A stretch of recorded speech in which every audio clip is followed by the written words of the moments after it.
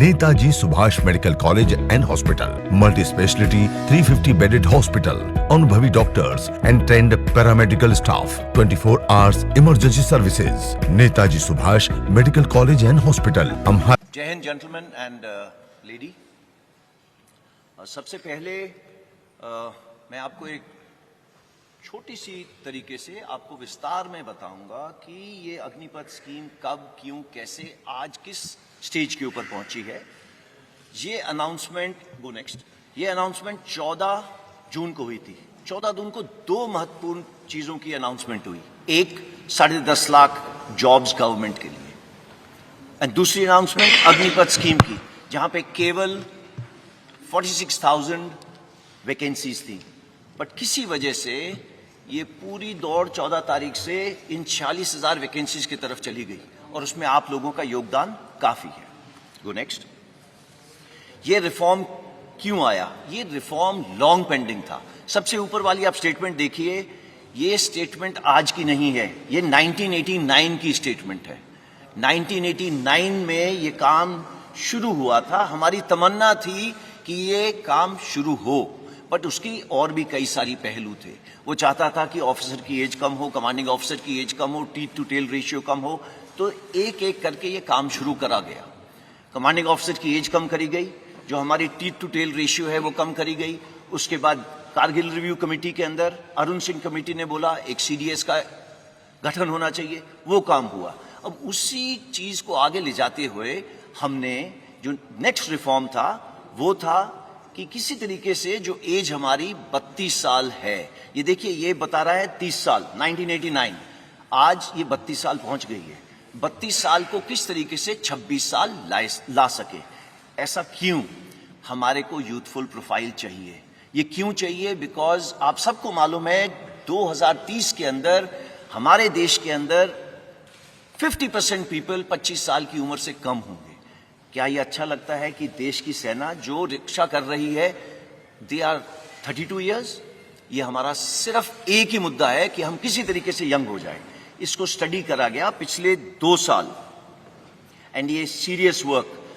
पहले तीनों chief general Rawat मिलके एंड कई लोगों से इसके बारे में डिस्कशन करी कि क्या क्या तरीके हैं, इसकी परसेंटेजेस कैसे करें। उसके अलावा हमने स्टडी करी बाहर के देशों की स्टडी।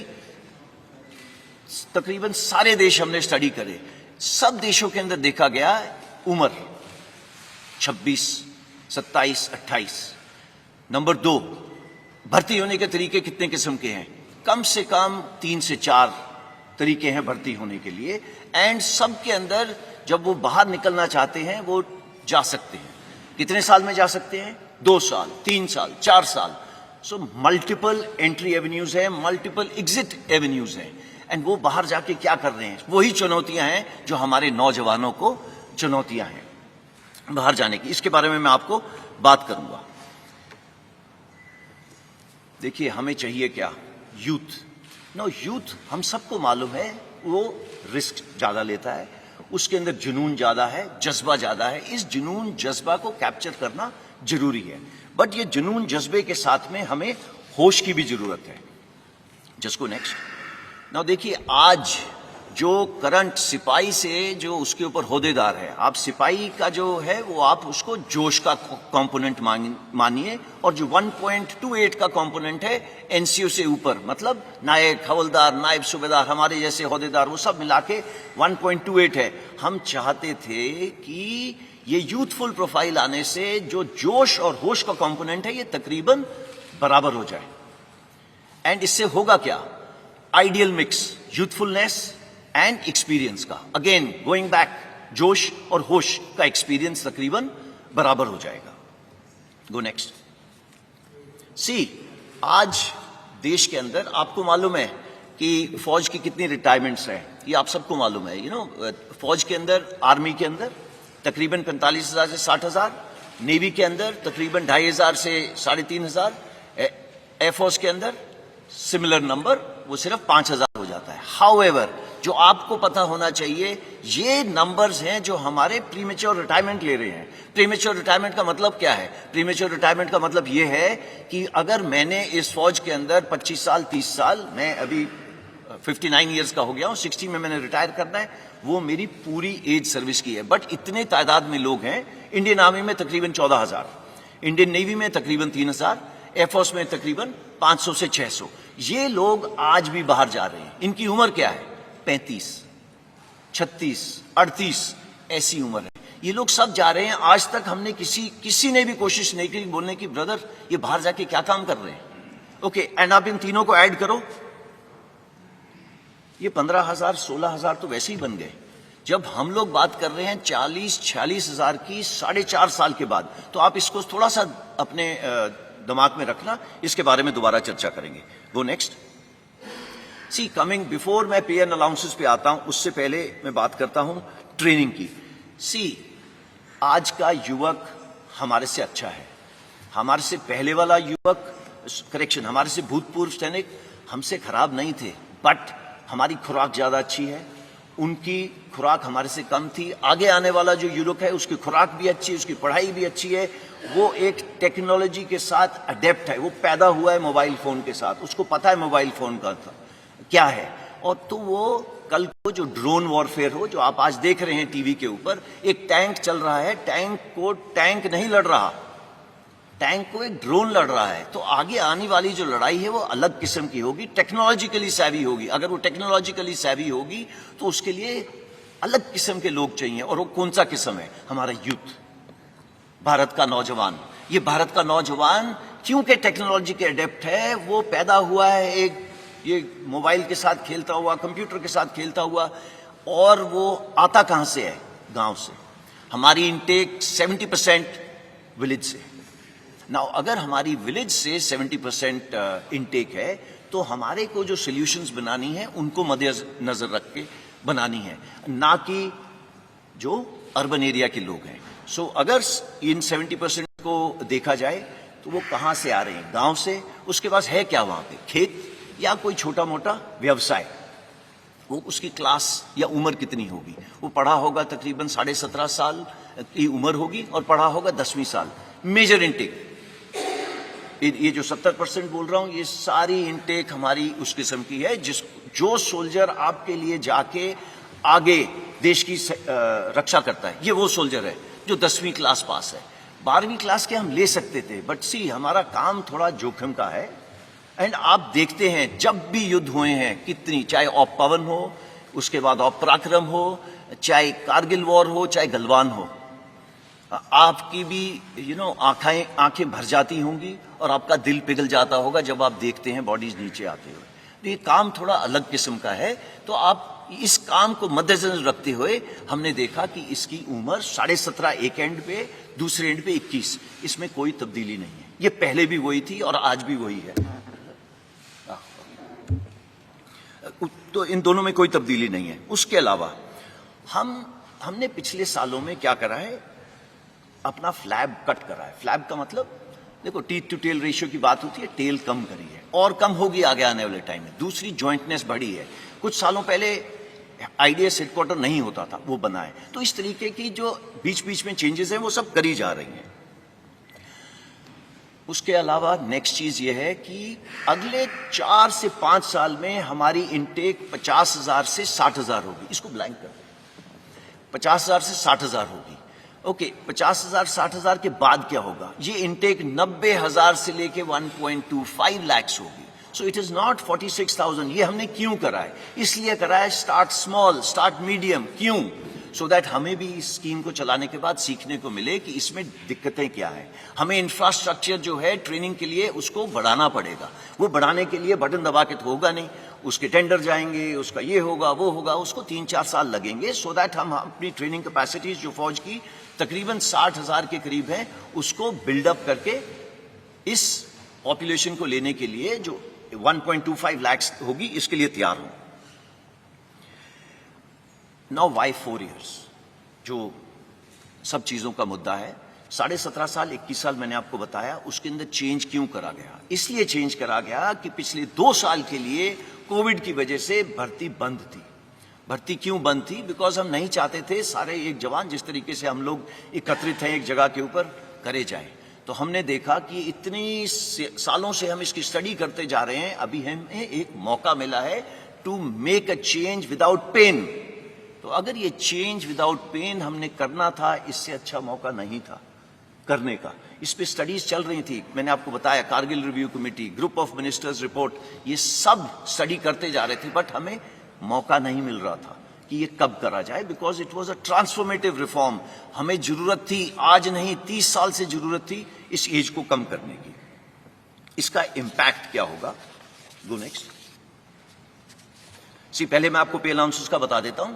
जो आज जवान को पे अलाउंसेस मिल रहे हैं वो अग्निवीर को ज्यादा मिलेंगे। ओके, इसका please don't take him cost to company वगैरह जैसे वर्ड, देयर इज नथिंग।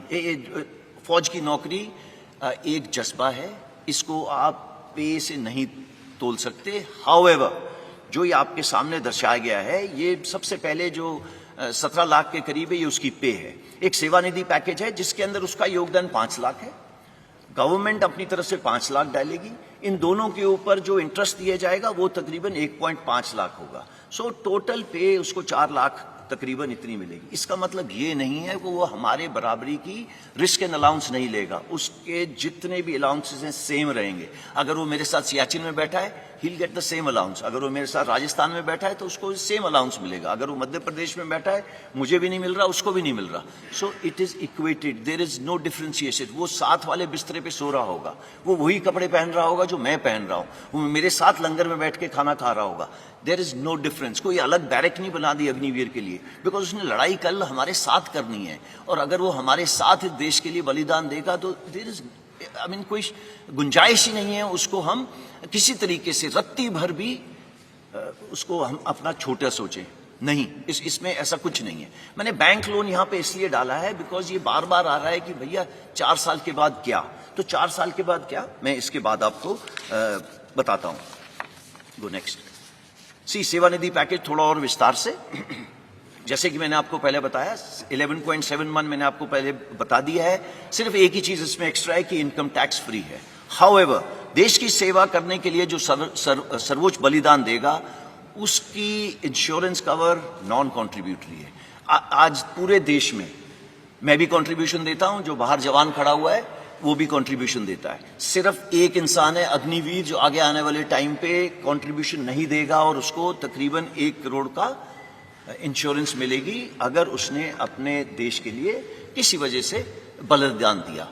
तो मैं आपको ये बताना चाहता हूँ, इसी तरीके से उसको हमारे से भिन्न नहीं रखा है। इसके अलावा जो डिसेबिलिटी, अगर किसी कारण मैं ये टाइगर हिल की तरफ दौड़ रहा हूँ या कुछ हो रहा हूँ, मेरे कुछ गोली लग गई एक्सेट्रा, सेम प्रोविजन, जो मेरी प्रोविजन है वही उसकी प्रोविजन है। देयर इज नो फर्क for an Agniveer. Go next. Now coming what after 4 years, जिसकी वजह से आई एम श्योर आप यहां पे इकट्ठे हुए हैं। देखिए, पहले हमको ये समझना है, ये 17.5 साल से 21 साल, जो पहली साल के लिए 2 साल बढ़ाया गया तो 23 साल, ये निकलेगा कौन सी उम्र में? इसकी कम से कम उम्र होगी 21 साल, ज्यादा से ज्यादा 25 साल। आप में से बताइए कि 27 साल या 25 साल की उम्र में कितनों को जॉब्स लग गई थी? आपको इसका आंसर देने की जरूरत नहीं है, बट आपको मालूम है कि 25 साल के अंदर आपकी जॉब कहाँ थी, कहाँ नहीं थी। कमिंग बैक, आप 10वीं क्लास पास हैं जब आप हमारे साथ आए, 70% से लेके 60% तक 10वीं क्लास पास हो गए। क्या प्रावधान करा गया है कि आपको 12वीं क्लास सर्टिफिकेट दिया जाएगा। इसका मतलब ये नहीं है कि आप मेरी तरह यहाँ पे क्लासरूम में बैठेंगे, ऐसे नहीं है। आजकल स्किल इंडिया, फिट इंडिया, ये सब प्रावधान है। पूरे फौज के अंदर आज जैसे 14 लाख सैनिक हैं, ये 14 लाख सैनिक आपको 1 घंटे में आप बोलें तो आपका 5 किलो वजन घटा सकते हैं। आप अगर बोले 1 महीने में 6 किलो घटाना है, वो घटा सकते हैं। ये उनकी स्किल है। आप लोग सब जा रहे हैं, फीस दे रहे हैं एक क्या कहते हैं जिम के अंदर, ये उसको अपने आप इनग्रेन होती है। ये हम रोज करते हैं। There is nothing called a Saturday Sunday, ये उस बेचारे के लिए वो नहीं है। तो वो सब जगह ये कर रहा है। तो ये स्टार्ट पॉइंट है उसका, उसको फिट रखना हमारा काम है, बिकॉज उसका काम जो अल्टीमेटली उसको प्रोड्यूस करना है फौज की और देश की रक्षा के लिए, ये चाहिए उसके लिए। साथ साथ में लॉजिस्टिक्स, आपने आज नाम सुना अमेजॉन, फ्लिपकार्ट एक्सेट्रा का, ये हमारी फौज में जिस दिन से हम खड़े हुए हैं उस दिन से है। सिर्फ हम पैकेट के अलावा बम लेके चलते हैं, जो देश के भीतर से चलता है और finally across the border deliver होता है। ये कैसे होता है? It is very complex, it is very complex, और ये जवान सीखता है और करता है। और अगर आप सोच रहे हैं कि ये 10 साल में सीख रहा है, आई एम वेरी सॉरी, ये 10 साल में नहीं सीखता। अगर वो 1 साल में नहीं सीखेगा, उसको कुछ देर की 6-7 महीने ट्रेनिंग, फिर वो ऑन द जॉब ट्रेनिंग करता है हमारे साथ, and is ready for it. Now coming to electronics, all equipment, चाहे वो शिपिंग हो, चाहे वो हवाई जहाज हो, चाहे वो टैंक हो, वो मर्सिडीज या मारुति कार से बहुत सोफिस्टिकेटेड है। तो ये एक ऐसे इक्विपमेंट हैंडल कर रहा है जो नो कंटेम्प्रेरी है। इट इज़ नॉट जो हम रोज चीज़ों के साथ छेड़ रहे हैं। मैं बात ही नहीं कर रहा रडार, मिसाइल सिस्टम्स वगैरह की, बिकॉज आप सबको पता है ये होगा। उसके बाद उसको डिग्री दी जा रही है जो चौथे पॉइंट पे लिखा हुआ है। तो स्टार्टिंग फ्रॉम द बिगिनिंग, जब ये मतलब युवक 25 साल का बाहर आएगा, ये स्किल तो होगा ही होगा। सबसे जरूरी स्किल एक इंसान को चाहिए, discipline. He will be ready with the discipline. आप किसी इंडस्ट्रियलिस्ट से पूछ लीजिए, भाई तेरे को क्या चाहिए? बोले यार डिसिप्लिन हो गया मेरा, 60% जॉब इज ओवर, मैं उसको ब्रिजिंग कोर्स करके दूंगा, कुछ ट्रेनिंग करके दूंगा, सो दैट वो मेरे काम आ सके। ये सब करेंगे। बट ऐसा है 14 तारीख को ये स्कीम लॉन्च हो, और अगर हम सोचें कि 18-19 को पेपर के ऊपर लिख के दे दिया जाए कि इतने परसेंट नहीं, बिकॉज हमने ये स्कीम लोगों के साथ शेयर नहीं करी थी, सिर्फ उनको बताया था कि आप अपनी तैयारी कर लो और तैयार रहना। तो इसी तरीके से ये सब ने प्रावधान करें। सबसे पहले 15 तारीख को सुबह मिनिस्ट्री ऑफ होम अफेयर्स ने बोला कि हम रिजर्वेशन करेंगे। उन्होंने ये नहीं बोला कितनी परसेंटेज करेंगे, उन्होंने बोला प्रेफरेंस देंगे सीएपीएफ में।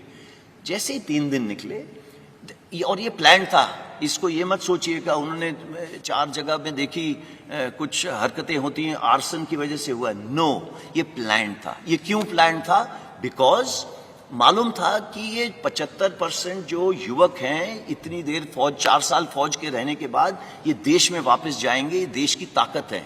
ये 25% का तो हम ध्यान रख लेंगे, उनके साथ क्या करना है, कैसे करना है, वो हमारे पे छोड़ दीजिए। बट सबके दिमाग में ये आ रहा है इन 75% के साथ क्या होगा। ये अगर देश की ताकत है तो पूरे देश को, होल ऑफ द गवर्नमेंट, सबकी भागीदारी के साथ इसको आगे ले जाया गया। तो पहले एमएचए ने हमको बोला प्रेफरेंस दी जाएगी। विद इन 3 डेज उन्होंने बोला 10% reservation in CAPF and Assam rifles. Then age relaxation दी। एज रिलैक्सेशन क्यों दी? बिकॉज हमने पहले दिन बोला था कि जो कोविड की वजह से 21 साल के नहीं रह पाए, वो 23 साल के हो गए हैं, तो वो 2 साल बढ़ गई। हाउएवर, उसके 3 दिन बाद एमएचए ने बोला अच्छा, वो युवक जो 21 साल में मेरे पास आने थे वो अब 23 के हो गए हैं, तो उन्होंने फर्स्ट बैच के लिए ये स्पेशल कंसेशन दिया है to increase the age. Why? Because सब के सब यूथ के साथ कनेक्टेड है, उनको मालूम है देश का भविष्य, यूथ का भविष्य एकदम इंटीग्रेटेड है। Come to ministry of defence. Ministry of defence के अंदर कई सारी चीजें हैं, जैसे आपके सामने लिखा है coast guard, defence civilians, DPSUs हैं, उन्होंने भी सेम प्रावधान करा है। अगेन रिपीट कर रहा हूं, ये प्लान्ड था कि कितना परसेंटेज दिया जाएगा। क्यों? बिकॉज 75% देश की ताकत है। Age relaxation, same thing. Coming to merchant navy, Indian navy एक ही इसमें क्वालिफाई होती है, उन्होंने भी प्रावधान करा है कि हम इनको लेंगे। जो सबसे जरूरी चीज है, जो अगली 2 बुलेट्स में है, that is ministry of skill development and entrepreneurship and plus ministry of higher education. इन्होंने बोला मैं 12वीं क्लास करवा के दूंगा आपको, और इसका मतलब है कि they will get a proper skill certificate which will be governed, not that मैं जो अपने लेटर पैड पे साइन करके देता हूं to whomsoever it may concern. No, it is a proper government of India certificate जो recognise करा जाएगा जब आप बाहर जाएंगे। पहले उसकी स्किल्स कैप्चर करी जाएंगी, जिसके ऊपर काम शुरू हो गया है, और 1 महीने के अंदर ये पता चल जाएगा कि भैया इसकी ये स्किल्स हैं, चाहे वो नेवी का हो, चाहे वो एयरफोर्स का, चाहे वो आर्मी का। देन उसे diploma oblique degree, that is the 4th bullet program for 12th pass, इसका पे काम चल रहा है। ओके, 4-5 महीने में ये भी तैयार हो जाएगा। इसमें कोई रॉकेट साइंस नहीं है। ब्रिजिंग कोर्सेज, ये ब्रिजिंग कोर्सेज कौन से हैं? ये ब्रिजिंग कोर्सेज वो कोर्स हैं, मैं आज अग्निवीर 25 साल का बाहर निकला, मैं वॉलंटियर हूं, अगर मैं फौज में रहना चाहता हूं रहूंगा, नहीं रहना चाहता नहीं रहूंगा। मेरे पास कुछ किस्म की कोष है, 11.7 लाख, जिसके साथ मैं अपने गांव में वापस जाऊं, अगर चाहूं तो कुछ कर सकता हूं अपना खुद का, नहीं करना तो आपको ब्रिजिंग कोर्स का प्रावधान है। ब्रिजिंग कोर्स वो कोर्स है सो दैट अगर आप किसी इंडस्ट्री में जा रहे हैं उससे पहले आपको क्या स्किल डेवलप करनी है, उसकी मोडालिटीज़ की पैसे कौन देगा एंड उसकी फीस कौन भरेगा, वो सब करी जा रही हैं। अगर आप चाहते हैं उसको हायर एजुकेशन करनी है या उस युवा में या युवका में ये मेंटल रिक्वायरमेंट है कि उसको ऊपर पढ़ना है, तो वो पढ़ेगा। उसके लिए मौका जो एविएशन का ध्यान रखता है, उन्होंने भी बोला है this is of course pure for air force, और कुछ इसके अंदर योगदान नेवी एंड आर्मी का भी होगा, बट मेजर एयरफोर्स का होगा, एटीसी एक्सेट्रा। तो वो ये सब उन्होंने बोल दिया है कि एयरक्राफ्ट ओवरऑलिंग एक्सेट्रा एक्सेट्रा यहाँ पे प्रावधान करेंगे। जो next then state governments, state police, आपने ये स्टेटमेंट पढ़ी होगी। ये एमएचए ने स्टेटमेंट दी थी जिसके अंदर उन्होंने दोनों चीजें कवर करी थी। नंबर एक, सीएपीएफ और उसके साथ में स्टेट पुलिस, दोनों में रिक्रूटमेंट कर दी गई। 4 प्रदेश तो ऐसे हैं, मैं उनका नाम नहीं लेना चाहता, जिन्होंने बोला है कि जितने लोग अग्निवीर वापस आएंगे मैं सबको जॉब दूंगा, सबको। तो आप गूगल करिए, आपको मिल जाएगा वो कौन सी स्टेट्स हैं। कॉर्पोरेट अफेयर्स, देखिए मैंने बैंक लोन का शुरू में बताया था। बैंक लोन का प्रावधान ऐसे है, मैं जैसे कि मैंने आपको बताया, मैं 11.5-12 लाख लेके बाहर निकला, तो बैंक से हमने ये बात करी है कि आप, अगर मैं एक एंटरप्रेन्योर छोटा मोटा बनना चाहता हूं तो आप मुझे क्रेडिट दे सकते हैं। वो प्रावधान कर रहे हैं कि क्रेडिट देंगे इस 12 लाख के ऊपर इक्वल अमाउंट का। अगर अगले साल आपकी क्रेडिट रेटिंग ठीक रही तो दे विल उस अमाउंट को थोड़ा सा ऊपर करेंगे और वो अमाउंट 3-4 लाख ऊपर ले जाएंगे। तीसरे साल के अंदर अगर आपने अपना जो भी व्यवसाय चला रहे हैं ठीक चलाए, तो आपका ये जो लोन की चीज है ये थोड़ी और ऊपर चली जाएगी। उसके बाद हम हैंड होल्डिंग बंद कर देंगे एंड वो और उसका बैंक के साथ वो चलता जाएगा आगे। देन जो पब्लिक सेक्टर अंडरटेकिंग्स हैं एंड इंश्योरेंस कंपनीज है, फाइनेंशियल इंस्टीट्यूशंस है, ये सब अग्निवीर के लिए पैकेजेस, क्रेडिट स्कीम्स बनाएंगे। बट ये जो इंटेंशन है एक्शन में कन्वर्ट करने के लिए उनको कुछ समय देना पड़ेगा। हमको ये ध्यान में रखना है, अगर अग्निवीर आज भर्ती हुआ तो 4.5 साल के बाद बाहर निकलेगा। तो 4.5 साल के बाद जब निकलेगा, ये सब प्रावधान लिखे हुए होंगे इन प्रॉपर नोटिफिकेशंस, नॉट ये जिस तरीके से मैं आपको प्रेजेंटेशन दे रहा हूं। कॉर्पोरेट हाउसेज ने सब ने बोला है वो धीरे धीरे आएंगे, आप देखेंगे उनको। सीआईआई ने तो 15 तारीख को ये एडवर्टाइजमेंट दे दी थी कि हम इस स्कीम को वेलकम करते हैं, उनको पता है कि अग्निवीर उनके बहुत काम आएंगे आगे आने वाले टाइम में। Go next. मैं इसके साथ इसका जो आपको प्रेजेंटेशन देनी थी इसको समाप्त करता हूं। अगर आपके पास जो भी किस्म के सवाल हों वो आप खुशी से पूछिएगा। Over to you. अब मैं रिक्वेस्ट करूंगा एयर मार्शल झा से अपने स्टेटमेंट के लिए। नमस्कार एवरीबॉडी, मैं आपके माध्यम से एक ज़रूरी सूचना अपने यूथ को देना चाहता हूं कि इंडियन एयरफोर्स भारतीय वायुसेना में अग्निवीर बैच 1 of 22 के रजिस्ट्रेशन की प्रक्रिया 24 जून से शुरू हो जाएगी। ये एक ऑनलाइन सिस्टम है जो हमारा well established star examination system है, उसी के तहत ये नोटिफिकेशन और रजिस्ट्रेशन चालू होगी। इसके ठीक 1 महीने बाद 24 जुलाई से जो फेज़ 1 ऑनलाइन एग्जामिनेशन है उसकी प्रक्रिया शुरू हो जाएगी और दिसंबर के अंत तक हम पहले बैच अग्निवीर को एनरोल कर लेंगे और 30 दिसंबर से पहले बैच की ट्रेनिंग शुरू हो जाएगी।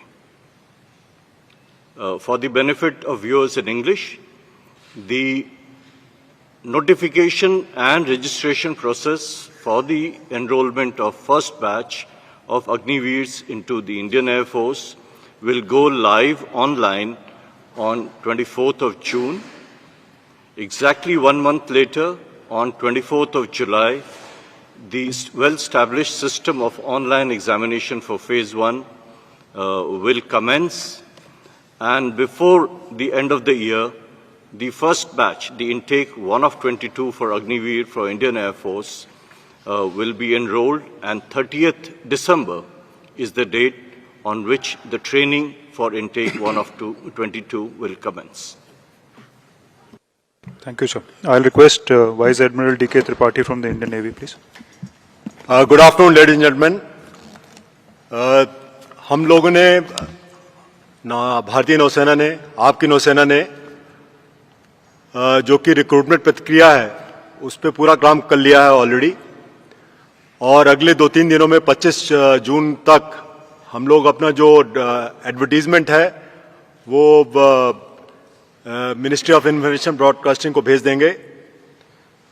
उसके बाद जैसा कि एयरफोर्स ने बताया,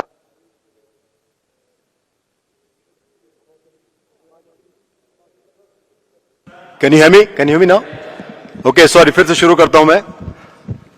तो जैसा कि एयरफोर्स ने बताया कि हम लोग ने भी अपनी रिक्रूटमेंट प्रक्रिया शुरू कर दी है, और अगले 2-3 दिनों में 25 जून तक जो हमारा एडवर्टीजमेंट है वो मिनिस्ट्री ऑफ इंफॉर्मेशन ब्रॉडकास्टिंग में पहुंच जाएगा। एयरफोर्स की तरह हमारा रिक्रूटमेंट भी ऑनलाइन होता है, और वो भी 1 महीने के अंदर जो हमारे स्टेप्स हैं रिक्रूटमेंट के वो सब शुरू हो जाएंगे। और मुझे हमारी जो टाइमलाइंस हैं उसके हिसाब से 21 नवंबर जो हमने डेट चुनी है, 21 नवंबर को हमारा फर्स्ट अग्निवीर हमारी जो बेसिक ट्रेनिंग इंस्टीट्यूशन है INS चिल्का उड़ीसा में, वहां पर रिपोर्ट करना शुरू कर देगा। और जैसा कि आपको पता है, हमारे नौसेना अध्यक्ष ने पहले भी बताया था कि हम लोग अग्निवीर जो हमारे आएंगे नेवी में वो जेंडर न्यूट्रल रहेंगे।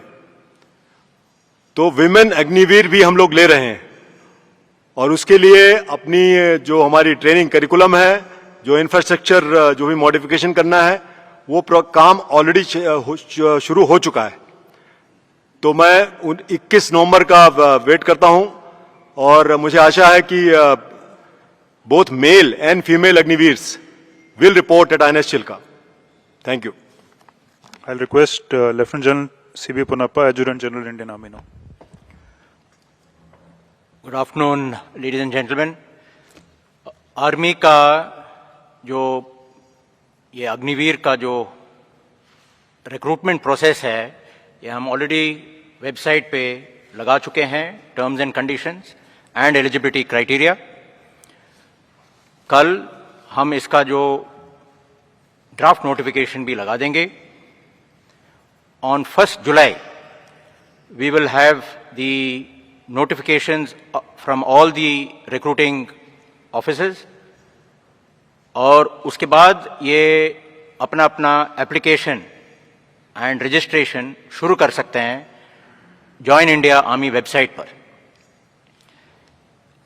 पहला जो रैलीज है हमारा, ये फर्स्ट हाफ ऑफ अगस्त में शुरू हो जाएंगे। हमारा सिस्टम ऑफ रिक्रूटमेंट थोड़ा सा फर्क है, इसमें हमारा पहला रैलीज होते हैं, फिजिकल टेस्ट एंड मेडिकल, उसके बाद हमारा जो एंट्रेंस एग्जाम होता है, and then we send for a call up as per the merit. तो इसलिए हमारा जो रैलीज अगस्त, सितंबर, अक्टूबर, नवंबर चलेगा। ये 2 बैचेस में हमारा इंडक्शन होंगे इनटू द ट्रेनिंग सेंटर्स। पहला जो लॉट है, जो ज़्यादातर तकरीबन 25,000 का आसपास है, वो आएंगे bye December 1st week or December 2nd week. The next lot will come in the first half of February 23. In this whole, approximately 40,000 of the recruits for the Agni Path system will be inducted. ये जो rallies है हमारा तकरीबन 83 rallies होना है all across the country. All states are going to be covered, and we will endeavor to touch every last village in the country. 2 चीजें इसके अंदर। पहली, भारतीय सेना की फाउंडेशन है discipline, no space for no arson.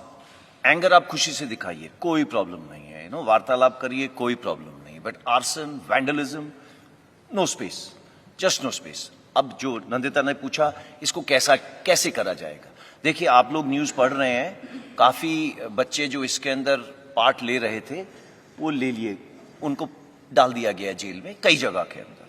अब इनको उसका उकसारा कौन था? दो किस्म के लोग थे, एक इनमिकल एलिमेंट्स, दूसरे कोचिंग इंस्टीट्यूशन जो चला रहे थे। उन्होंने बच्चों से पैसे ले लिए हैं। एंड ये बच्चे कौन से हैं? मैंने आपको बताया 70% आए थे गांव से। अब वो आए थे, उन्होंने ना जाने कहां से लोन लेके यहाँ पे पहुंचे हैं। यहाँ पे लोन लेने के बाद वो पढ़ रहे हैं, उन्होंने आशा दी जा रही है। ये आशा कौन दे रहा है? वो कोचिंग इंस्टीट्यूट वाला। फाइनली उनको स्ट्रीट पे कौन भेज रहा है? इसका काफी योगदान है। और इसके अलावा ऐसे लोग हैं जो भड़कावे में आ रहे हैं। इसका हम कर रहे क्या है? इसका ऐसा करा जा रहा है कि हर एक इंडिविजुअल जो हमारे साथ अग्निवीर स्कीम में जुड़ना चाहता है वो अपना सर्टिफिकेट देगा, प्लेज करेगा कि उसने ना तो किसी प्रोटेस्ट में हिस्सा लिया है, ना ही किसी तोड़फोड़ में हिस्सा लिया है। ये प्रावधान करा गया है। एंड आप सबको मालूम है आजकल कहीं पे भी फोटो खींचेगी और वो आधार कार्ड के साथ जुड़ेगी, पुलिस वेरिफिकेशन इज 100%। कोई नहीं आ सकता फौज में विदाउट पुलिस वेरिफिकेशन। उसकी वो चिल्का, जैसे सर ने बोला था पहुंचेंगे, वो नहीं पहुंच सकते चिल्का। अगर वो ट्रेनिंग सेंटर्स हैं आर्मी के, वो नहीं पहुंच सकते वहां पे। तो ये प्रावधान कर दिए गए हैं। तो ये प्रोटेस्टर्स से, ये जो भी इधर उधर घूम रहे हैं, इनसे मेरी गुजारिश है कि ये समय वेस्ट नहीं करें। फिजिकल पास करना आसान नहीं है। एंड जैसा कि आर्मी, एयरफोर्स, नेवी तीनों ने बताया, वो समय दे रहे हैं 45 से 60 दिन का फिजिकल करने से पहले। क्यों? सो दैट आप फिजिकली तैयार हो जाएं एंड ये टर्म्स एंड कंडीशन समझ लें, so that you are ready हमारे साथ जुड़ने के लिए और ट्रेनिंग करने के लिए। धन्यवाद। बिल्कुल, अग्निपथ स्कीम जो है वो केवल अदर देन ऑफिसर्स रैंक के लिए है। लेकिन आपको पता होगा शायद कि भारतीय नौसेना में including at ships, on board ships, women officers कम से कम 30 सालों से कार्यरत हैं। एंड एज वी स्पीक कम से कम 30 वुमेन ऑफिसर्स अभी भी कई जहाजों में सेल कर रही हैं समुद्र में। तो हमारी नौसेना ने डिसाइड किया कि समय आ गया है कि अग्निवीर तहत के इस स्कीम के तहत के अधीन हम लोग वुमेन सेलर्स भी भर्ती करेंगे और हर ट्रेड में भर्ती करेंगे, which will include these Agniveers who will go to sea. जो 3000 अग्निवीर्स हमारे आएंगे इस साल, उसमें से कुछ परसेंटेज, कुछ नंबर्स वुमेन अग्निवीर्स रहेंगे। वो हम अभी डिसाइड कर रहे हैं कितने, डिपेंडिंग अपॉन किस किस जहाज में ये लोग जा सकते हैं और कितनी हमारी ट्रेनिंग फैसिलिटी उसके लिए रेडी है। ये अगले कुछ दिनों में नंबर भी हम बता देंगे।